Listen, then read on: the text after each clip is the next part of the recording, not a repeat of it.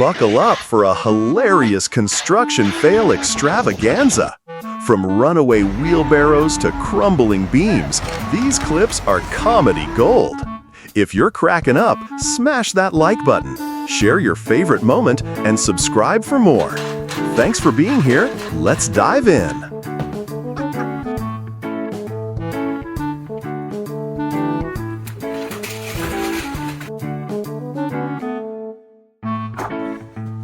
It was at this moment that he knew he f***ed up.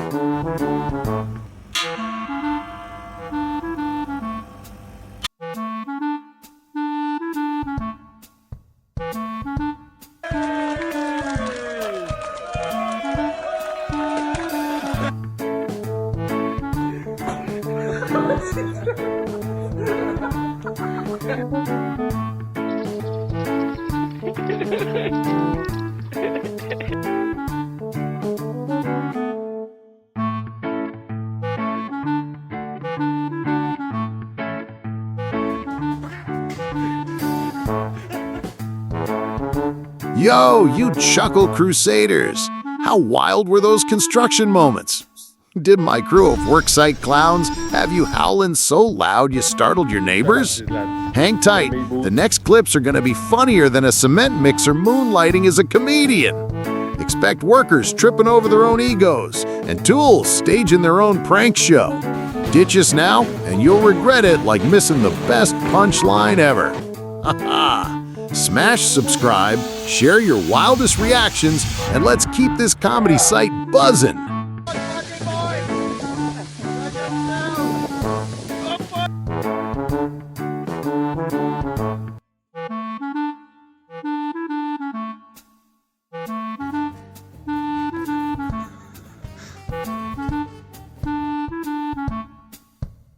Hey, you gotta fool up. You gotta swipe yourself out.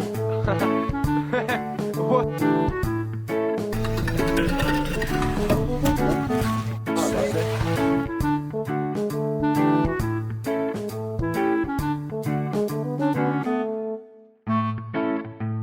Is dit nou een probleem?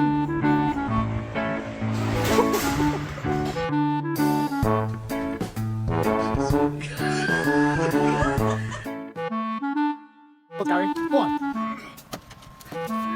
Yes!